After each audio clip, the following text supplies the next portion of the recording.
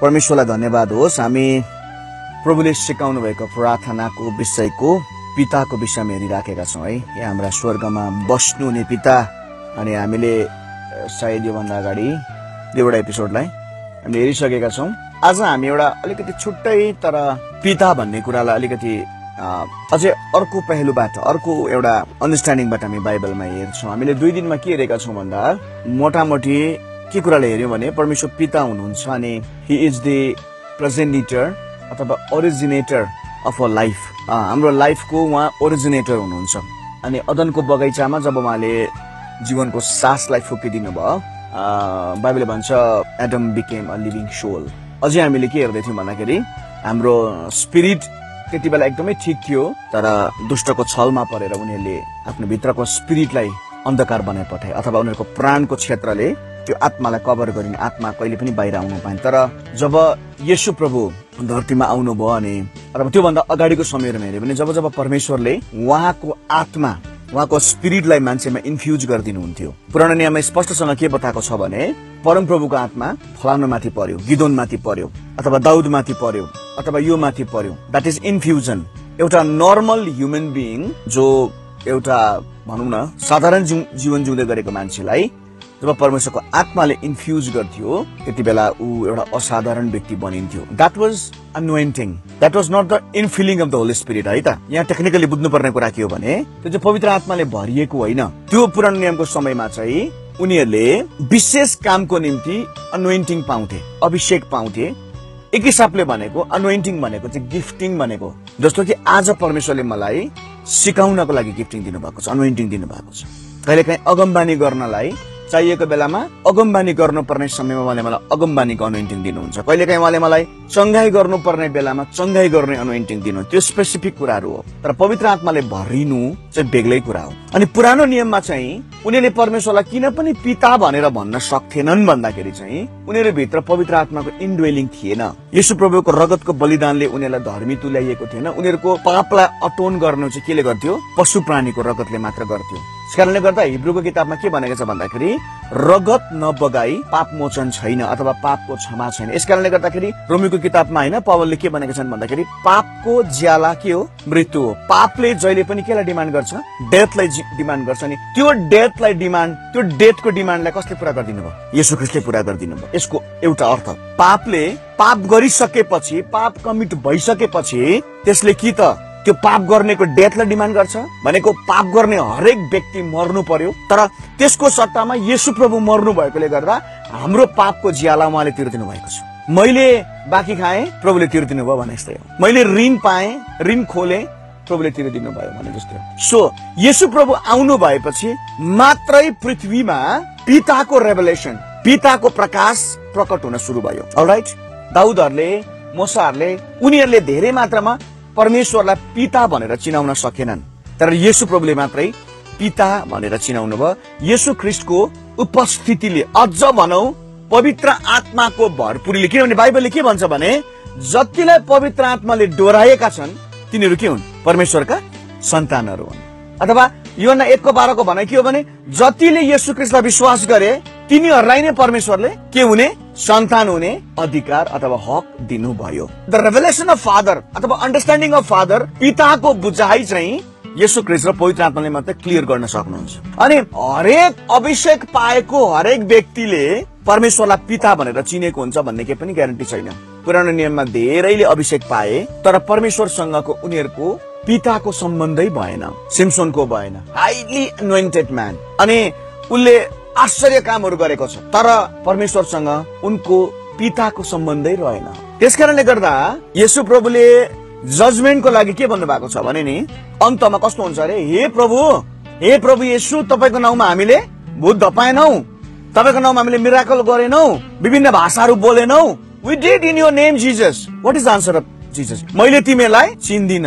अचम्म छ, बिमारी जाति भएकै हो, भूतहरू भएकै के? कसको नाउँमा? येशूकै नाउँमा भएको रे। फेरि येशू भन्नुहुन्छ म तिमीलाई चिन्दिन। इंग्लिशमा, अंग्रेजीमा म तिमीलाई चिन्दिन भन्दा के भन्नुपर्छ? I do not know you, I do not know you. खासमा थाहा छैन भनेको, तर त्यहाँनिर बाइबलमा चलाएको वर्ड चाहिँ नो छ। I do not know you. अनि येशू प्रभुले किन त्यो आई डोन्ट नो यु भन्नुभयो? KNOW, know. I don't recognise you भन्नु भएन, आई डोन्ट अन्डरस्ट्यान्ड यु पनि भन्नु भने आई डोन्ट नो। बिब्लिकल भाषामा नि नो भनेको चाहिँ के हो? नो भनेको अस्ति मैले सिकाएँ नलेज। नलेज नोबाट के आउँछ? नलेज। मैले तिमीलाई थाहै पाइन।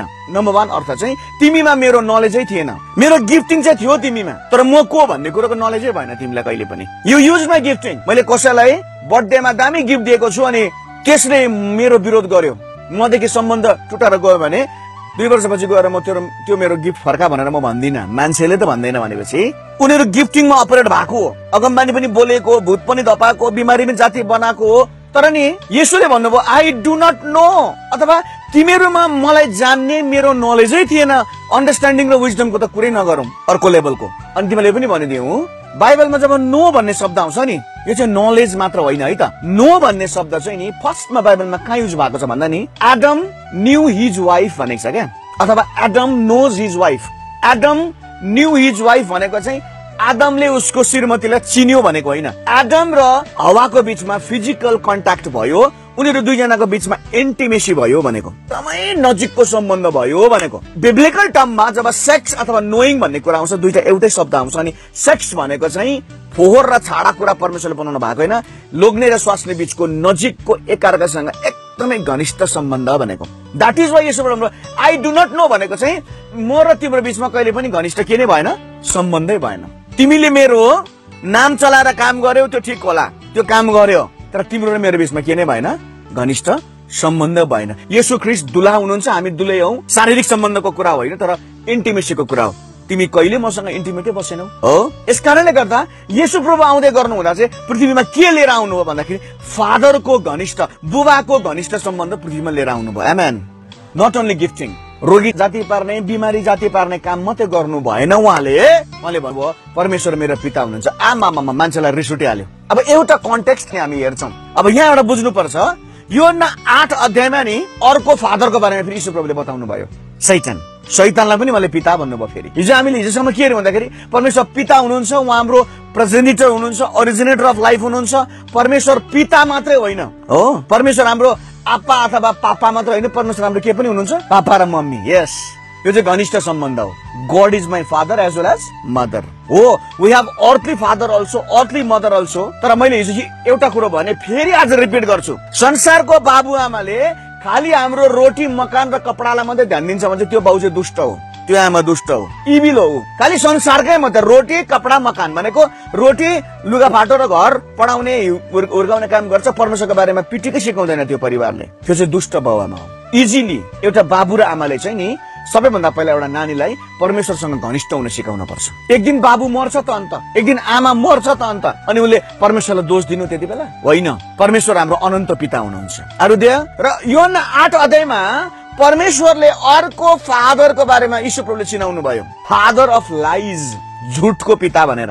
अनि याद गर्नुपर्ने कुरा, अब यहाँ एउटा म फादर, गॉड फादर, परमेश्वर पिता चाहिँ ओरिजिनेटर अफ लाइफ हुनुहुन्छ। उहाँ चाहिँ हाम्रो जीवनको प्रेजेन्टेटर हुनुहुन्छ। अलराइट, जीवनको सास हामीलाई फुकिदिनु भएको। तर व्हेरेज शैतानलाई पनि जसले फादर मान्छ, उसको कुरा मान्छ, शैतान बिकम्स फादर अफ, शैतान पनि प्रेजेन्टेटरै हो एक हिसाबले, शैतान पनि ओरिजिनेटर नै हो। तर के को ओरिजिनेटर हो? ऊ चाहिँ पापको ओरिजिनेटर हो। शैतानलाई अर्को भाषामा अथर अफ सिन भनेर भन्छ। Remember, God is not the author of sin. पापलाई सुरु गर्ने परमेश्वर हुनुहुन्थेन, शैतानले आफू भित्र भएको ट्यालेन्टले पापलाई सुरु गर्यो। त्यसले गर्दाखेरि उसलाई father of sin, father of lies, father of deception, धोकाको पिता भनेर भनिन्छ। अनि योहन्ना 8 अध्यायमा नि जब यीशु प्रभुले नि पिताको बारेमा भन्न सुरु गर्नुभयो नि यहुदीहरू यति बिघ्न रिसाए। यीशु प्रभुलाई यहुदीले के उत्तर दिएको छ? 48 पढौं त, 8 को 48। डरलाग्दो उत्तर दिएको छ यहुदीहरूले यीशु प्रभुलाई। त्यति बेलाको धर्म गुरुहरूले, त्यति बेलाको बाइबल प्रचारकहरूले, परमेश्वरको वचनलाई व्याख्या गर्ने मानिसहरूले योहन्ना 8 को 48 मा के उत्तर दिएको छ? येशूले त्यो भन्दा अगाडि के भन्नु भएको थियो भन्दाखेरि उहाँले पिताको बारेमा कुरा गर्नु भएको थियो, अथवा उहाँले भन्नुभएको थियो म परमेश्वरको पुत्र हुँ भनिकन भन्नुभएको थियो। यहुदीहरूले उहाँलाई भने तिमी सामरी हौ अनि तिमीलाई भूत लागेको छ भनेर यीशु प्रभुलाई भने। त्यति बेलाको धर्मगुरुहरूले, त्यति बेलाको बाइबल स्कोलरहरूले, त्यति बेलाको थियोलोजियनहरूले यीशु प्रभुलाई भने तिमी सामरी हौ। What does it mean? त्योभन्दा अगाडि यीशु प्रभुले उनीहरूलाई के भन्नु भएको छ भने तिमीहरू चाहिँ शैतानको हौ। तिमीहरू शैतानको हौ। तिमीले शैतानले भन्यो भने कस्तो कुरा गर्छौ, किनभने शैतान चाहिँ तिमीहरूको पिता हो, अनि शैतान चाहिँ झुटको पिता हो। शैतानले चाहिँ झुटको खेती गर्छ, अनि शैतानको कुरा मान्छौ, तिमीले पाप गर्छौ भनेको छ। अनि बाइबल यो भनेको छ, पाप गर्ने हरेक व्यक्ति शैतानबाटको हो। लिसन, गहिरो कुरा छ यहाँनिर। त्यसो भन्ने बित्तिकै त यहुदीहरूले यहाँ के पनि भनेका छन् भने नि 8 अध्यायमा, हाम्रो पिता त अब्राहम हो। उनीहरूले अब्राहमलाई फिजिकल पिताको रूपमा रिलेट गरिराखेको छ। अनि ईश्वरले भन्यो अब्राहमको हो भने तिमी न अब्राहमको कुरा मान्छौ, न परमेश्वर पिताको कुरा मान्छौ, न त म पुत्रलाई तिमीले विश्वासै गर्छौ। रिमेम्बर, यूहन्ना 1:12 पद अनुसार पुत्रलाई विश्वास गर्ने मात्रै पिताको हुन्छ।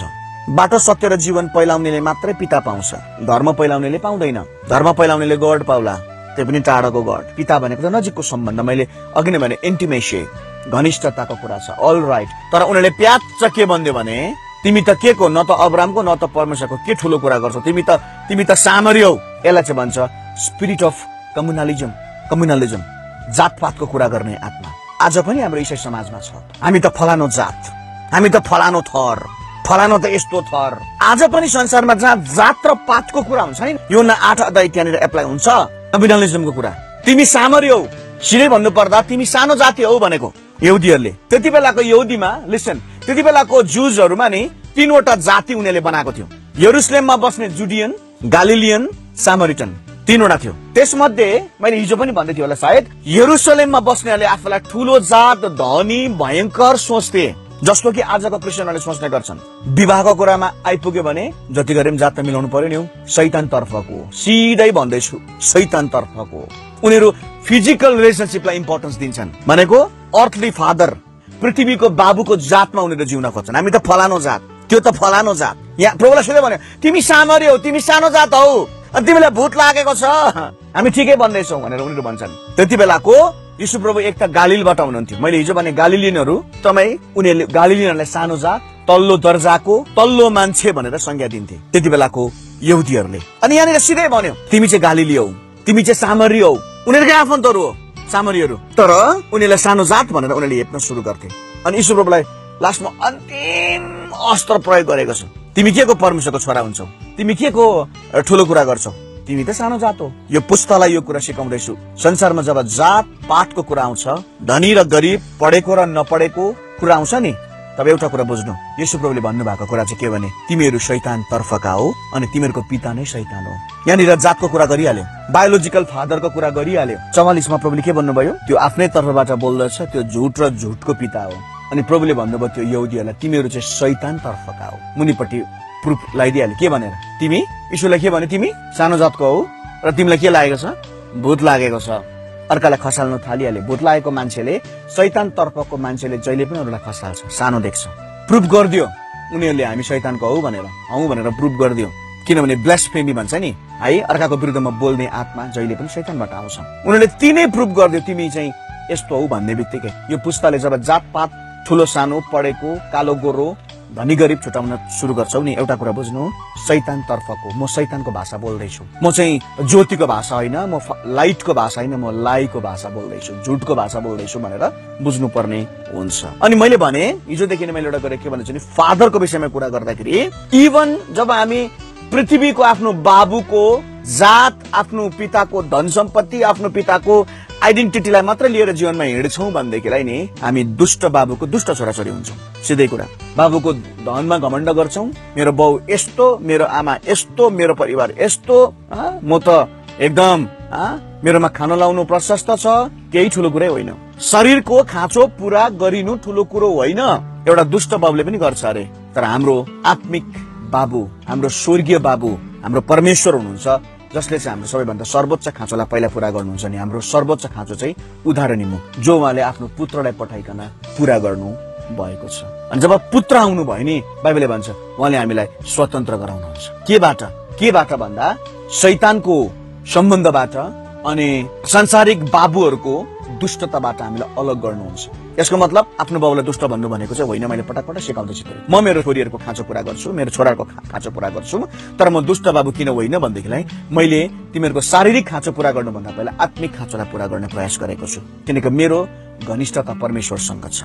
तर जब हामी शैतानसँग घनिष्ठ हुन्छौँ के हुन्छ त? शैतानसँग जब मान्छे घनिष्ठ हुन थाल्छ नि उसले पाप गर्न सुरु गर्छ। शैतानले हामीलाई कसरी पाप गर्न लगाउँछ भन्दा नि 8:34 पढौँ। येशूले तिनीहरूलाई जवाब दिनुभयो, साँचो साँचो म तिमीलाई भन्दछु, पाप गर्ने प्रत्येक कमारा हो, दास हो। पाप गर्ने प्रत्येक के रहेछ?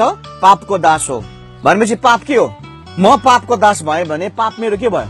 सिम्पल कुरा। म पापको दास भएँ भने पाप के भयो? मेरो मालिक। यस कारणले गर्दाखेरि यहाँ एउटा बुझ्नुपर्ने कुरा के छ भन्दाखेरि हरेक मान्छेले आफूले चाहेर जानी जानी पाप गर्दैन, उसलाई जबरजस्ती पाप गर्न लगाइन्छ उसको मास्टरले।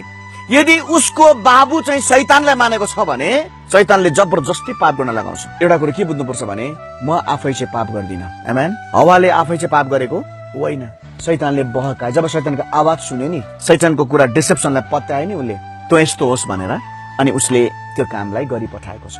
आज हुने प्रत्येक पाप, चाहे त्यो पोर्नोग्राफी, एडल्ट्री, नराम्रो विचार, बोली वचन, जातपातको पाप, अघि हामीले हेर्यौं अर्कालाई छुट्याउने, सानो ठुलो भन्ने जति पनि पाप छ नि त्यो पापलाई सुरु गर्ने काम चाहिँ कसले गर्दो रहेछ?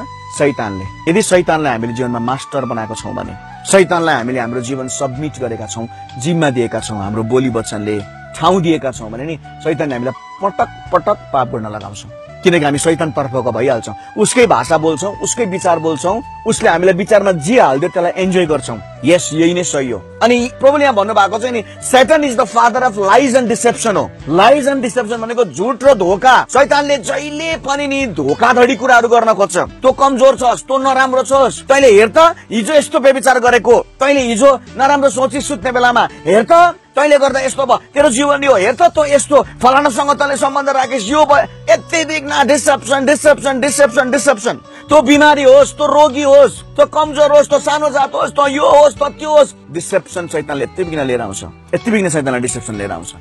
तँ कमजोर छस्, तँ सक्दैनस्, तँ डिसेप्सन डिसेप्सन डिसेप्सन डिसेप्सन, धोका धोका धोका, झुट झुट झुट झुट झुट। किनभने ऊ फादर अफ लाइज हो नि त, झुटको पिता। उसले हाल्ने नै झुट हो हाम्रो जीवनमा। र त्यसो गरिसकेपछि नि उसले हाम्रो जीवनमा नि उसको मास्टरीलाई, उसको मालिकपनलाई हाम्रो जीवनमा अड्डा जमाउँछ। त्यसपछि शैतानले जे देखाए हामी त्यो हेर्छौं, उसले जे सोच्न लाग्यो त्यो सोच्छौं, जे खान लाग्यो त्यो खान्छौं। यो चाहिँ वास्तवमा मान्छे आफैले गर्न चाहेको होइन है त, कुनै पनि पाप। उसलाई नि शैतानको एजेन्ट्सहरूले काम गराउँछ। चोर त चोरू, मारौँ र नाश पारौँ भनेर आउँछ, तर म त जीवन दिन आएँ, यसुले भन्नुभयो नि। Here we come to the point. अनि शैतानको काम के हो त भन्दाखेरि 41 अध्याय हेरौँ त। आफ्ना पिताका काम। जब शैतान हाम्रो मास्टर हुन्छ नि, फादर हुन्छ नि, त्यो काम गर्छौ। यदि तिमीहरू परमेश्वर तर्फका हौ भने त परमेश्वरको कुरा मान्थ्यौ, येशूलाई विश्वास गर्थ्यौ, उहाँको रगतको छुटकारालाई विश्वास गर्थ्यौ। किनभने येशूको रगतले हामीलाई छुटकारा दिनुहुन्छ, हामीलाई क्षमा गर्नुहुन्छ, हामीलाई सफा गर्नुहुन्छ, हामीलाई धर्मी तुल्याउनुहुन्छ, अन्त हामीलाई अन्तमा सेन्टिफाई भनेको पवित्र तुल्याउनु। यो कुरालाई विश्वास गर्थ्यौ। तर तिमीहरू शैतानको पिताबाट भएकोले गर्दा त्यसकै मात्रै काम गर्छौ। Remember, every sin is driven by Satan. शैतानको सबैभन्दा डरलाग्दो कुरा चाहिँ के थाहा छ? पाप गराउँछ कि उसले नै, अनि गराइसकेपछि के भन्छ? अब बर्बाद भइस् त, अब गरिस् तैँले, तँ अब परमेश्वरको अगाडि एक्सेप्टेबल छैनस्। तर त्यो बेला जुलुक कुरा भन्नुपर्छ, होइन, यीशु प्रभुको रगतले मलाई क्षमा गर्छ। That is atoning blood. You understand? भनेको हरेकचोटि पाप गरेको गर्नु भनेको होइन, पाप गरेकै गर्दा बाइबलले भन्छ पापको ज्याला मृत्यु। यीशु प्रभुले मृत्युले ज्याला तिरिसक्नु भए तापनि यदि हामीले पाप गरेकै गर्यौं भने बाइबलले भन्छ हामी मृत्युमा पनि पुग्न सक्छौं। अब अर्को वचन एउटा 1 यूहन्ना 3:8, जसले पाप गर्छ त्यो कहाँबाटको हो? शैतानबाटको हो। शैतानले त सुरुदेखि नै पाप गर्दै आएको छ। यो 1 यूहन्ना 3:8, परमेश्वरको पुत्र प्रकट हुनु भएको छ शैतानका कुराहरूलाई के गर्नलाई? नष्ट पार्नलाई, पापको शक्तिलाई नष्ट पार्नलाई परमेश्वरको पुत्र प्रकट हुनु भएको छ। अनि परमेश्वरको पुत्र प्रकट हुँदै गर्दा हामी परमेश्वर पिताका सन्तान बनेका छौं। Amen. So don't declare yourselves are the children of Satan. शैतानको बच्चाहरू भनेर आफैलाई घोषणा नगर, उसको काममा संभागी नहौ।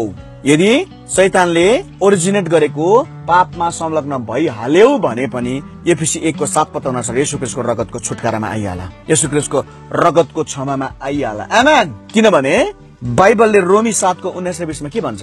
किनभने असल काम जो म गर्न चाहन्छु त्यो म गर्दिन, तर खराब काम जो म गर्नै चाहन्न त्यही म गर्ने गर्छु। तर जो म इच्छा गर्दिन त्यही गर्छु भने त्यो गर्ने अब म होइन, तर म भित्र बास गर्ने पाप हो। अघि हामीले पापको अरे 8:41 अनुसार 34 अनुसार यदि जानेन भने पापको हामी के हुन्छौं? दास हुन्छौं र पाप हाम्रो के हुन्छ? मालिक हुन्छ। हो, अब यहाँ प्रश्न के छ भन्दाखेरि when we allow sin to dwell in our body, हामी पापको दासत्वमा आइहाल्छौं। Instead, यदि हामीले हाम्रो जीवनमा पापलाई बस्न दिएनौं, तर पापलाई बस्न नदिनु भनेको के हो त? ठाउँ खाली नराख्नु। ठाउँ खाली छ भने न कोही बस्छ। यदि हामीले हाम्रो सिंहासनमा, हाम्रो हृदयको सिंहासनमा परमेश्वर पितालाई बास गर्न दिएको छौं, पवित्र आत्मालाई बास गर्न दिएका छौं भने त्यो ठाउँमा पापले बास गर्ने अधिकारै पाउँदैन। आमेन। तर प्रब्लम कहाँ छ भने हामीले परमेश्वर पितालाई स्थानै दिँदैनौं, पवित्र आत्मालाई स्थानै दिँदैनौं भने रोमी 8 को 14 के भन्छ भने किनभने जति जनालाई के परमेश्वरका आत्माले के गरेका छन्? डोराएका हुन्छन्, तिनीहरू नै परमेश्वरका के हुन्? छोराहरू। यहाँ छोराहरू भनेको चाहिँ छोरीहरू पनि भनेको है त। उनीहरू नै परमेश्वरका सन्तान हुन्। Led by the Holi Spirit, पवित्र आत्माले डोराइएकाहरू परमेश्वरका सन्तान हुन् अनि परमेश्वर उनीका पिता हुनुहुन्छ। तर जब हामी पवित्र आत्माले भरिँदैन, त्यसकारण त मान्छेले सुसाइड गरिराखेको छ जमानाले। किन भन त? उनीहरूको हृदयमा नि परमेश्वरको आत्मालाई इन्फ्युज हुन दिएकै छैन। No progenitor, they have their progenitor but he is Satan. शैतानलाई उनीहरूले पिता मानेको छ, शैतानका कुराहरूमा इन्भल्भ भएको छ। त्यही भएर त भन्छौँ त सेकुलर गीत नसुन, सेकुलर डान्स नगर, मान्दैनौँ हामी, मोबाइलको गेम नखेल, कार्टुन नहेराउ नानीहरूलाई भन्दै गर्दा के गराउनु त? अब अहिले शैतानले पनि यति साह्रो योजना गरेको छ कि होमवर्क सबै अनलाइन इन्टरनेटमा नबस्छ। मान्दैन हाम्रो नानीहरू। प्रभुको रगत र शरीर देऊ भन्दा विवाद सुरु भइहाल्छ। नानीहरूलाई कहाँ दिनु भनेको छ बाइबलमा? खोज्नु पर्यो नि। अस्ति सलोमन सरले साह्रो मिठो कुरा बताउनु भएछ। के भन्नु पर्यो? यीशु प्रभु वचन हुनुहुन्छ अनि वचन देह हुनुभयो, शरीर हुनुभयो अनि मानिसहरूमा बास बस्नुभयो। अब अहिले हाम्रो नानीहरूलाई वचन चाहिँ हामी रटाउँछौँ, वचन चाहिँ हामी सिकाउँछौँ, तर प्रभुको देह खानु भन्दा चाहिँ फेरि दिँदैनौँ। के काम लाग्यो त अन्त? उहाँको जिकिर त्यो सही हो। देह त भित्र बास बस्नु पर्यो नि त, प्रभुको रगत र शरीर त। अनि पो दुष्ट आत्माले ठाउँ पाउँदैन त। सानैदेखि प्रभुको रगत र शरीर हाम्रो नानीहरूलाई दिँदैनौँ हामी, अनि उनीहरूको जीवनमा परमेश्वरको बास हुँदैन। दुनियाँभरको भूतात्माको बास हुन्छ। मोबाइलमा गेम खेल्ने सबै नानीहरू डिमोन पोजेस्ड हो। उनीहरूकोमा भूत हुन्छ। मोबाइलमा गेम खेल्नेको शरीरमा भूत हुन्छ। भूतले खेलाउँछ गेम, भूतले कार्टुनमा डिल गर्छ, सबै कुरामा लिड गर्छ। अनि ऊ भित्र पवित्र आत्माको उपस्थिति नै छैन। यहाँनिर हाम्रो नानीहरूले अन्य भाषा बोल्यो भने मान्छेले खिसी गर्छ, के को एक्टिङ गरेको यो भन्छ। नो, अन्य भाषाको ट्रेनिङ छैन। There is no school of unknown languages. अन्य भाषाको स्कुलै छैन। कसले सिकाउने? पवित्र आत्माले बोल्न इन्स्पायर गर्नुहुन्छ जब त्यो एन्भाइरोमेन्टमा छिरेपछि मान्छे। अनि जब पवित्र आत्माको इन्फ्युजन जीवनमा सुरु हुन्छ नि, दामी कुरा हामी पाप गर्दैनौँ। शैतानले हामीलाई पाप गर्न बाध्य गराउँदैन। द्याट इज वाइ ड्रग्सबाट छुटकारा भयो त अन्त। आमेन। ड्रग्सबाट छुटकारा भयो। पागलपनलाई प्रभुले निको गरिराख्नु भएको छ। स्पिरिट अफ डिसेप्सन, धोखाधडीको आत्माबाट हामीलाई प्रभुले छुटकारा गर्नु, किनकि हामीले हाम्रो हृदयलाई पवित्र आत्माको सिंहासन हुनलाई अनुमति दियौँ। आमेन। सो फादर अफ लाइट्स भनिकन हामी जसलाई भन्छौँ, हे हाम्रा स्वर्गमा बस्नुहुने, हामीले क्लियरली हेर्यौँ परमेश्वर पिता, संसारको पिता, आमालाई पनि हेर्यौँ, आज शैतानलाई हेर्यौँ। शैतानलाई नि पिता मान्न सुरु गर्यो भने नि हाम्रो जीवनलाई मास्टर गर्न सुरु गर्छ, त्यसले अधीन गर्छ हामीलाई। तर जब हामीले पवित्र आत्मालाई स्वागत गर्न सुरु गर्छौँ नि, शैतानलाई हाम्रो हृदयमा बस्ने ठाउँ नै हुँदैन। अनि मान्छेले पाप गर्दैन, अनि मान्छे पापमा फस्दैन। सो हामीले परमेश्वर पिताको स्पिरिटलाई पुरा हामीभित्र इन्फ्युज हुन दिनुपर्छ। पुरा उहाँको उपस्थितिमा, प्रार्थनामा, वचन अध्ययनमा जब हामी बस्छौँ, अझ धेरैचोटि कस्तो मजाको कुरा भन्न, जब हामी फास्टिङ बस्छौँ नि, when we fast ourselves, शरीरको कुराहरू कमजोर हुन्छ तर हाम्रो आत्मा अझ एक्टिभ भएर आउँछ। हाम्रो आत्मा चाहिँ परमेश्वरको आत्मासँग इन्फ्युज हुन सुरु गर्छ अनि हामीले इजिली सेक्सुअल कुराहरूलाई, इजिली सिनफुल कुराहरूलाई हामीले जित्न सुरु गर्छौँ। फास्टिङ इज द मेन की। धेरै जवानहरूलाई सेक्सुअल कुराले टेम्प्ट गर्यो, मास्टरबेसनले टेम्प्ट गर्यो, या त कुनै पनि पोर्नले टेम्प्ट गर्यो, केटीको कुराले, केटाको कुराले, जवानीपनको कुराले टेम्प्ट गर्यो भने नि स्टार्ट फास्टिङ। फास्टिङ सुरु गरिदेऊ। यसले जीवनमा बेग्लै डिसिप्लिन लिएर आउँछ। फास्टिङ बस्दै गर्दा चाहिँ हामीले यो भनेको म भात खादिनँ भनेको होइन है त। फास्टिङ भनेको चाहिँ म शरीरको कुरामा ध्यान दिदिनँ तर म आत्मामा डोरिन चाहन्छु भनेको। गलाती 5 अध्याय अनुसार आत्माले डोरिएको हो। मलाई लाग्छ हामीले एउटा गहिरो कुरालाई सिकेका छौँ। शैतानलाई हामी फादर बनाउँदैनौँ, उसले हामी मास्टर बनाउँदैनौँ, उसको बदलीमा हामी पवित्र आत्मालाई काम गर्ने मौका दिन्छौँ। That is why unknown tongue. अन्य भाषा चाहिँ हामी एनी टाइम बोल्न सक्छौँ। तपाईँ भाँडा मोल्दै गर्दा, भात पकाउँदै गर्दा, गाडी कुदाउँदै गर्दा, एनी टाइम जब तपाईँ पवित्र आत्माले स्थान दिइरहनुहुन्छ नि जीवनमा, पवित्र आत्माले भरिएको मान्छेको हृदयभित्र दुष्ट पस्ने ठाउँमै पाउँदैन।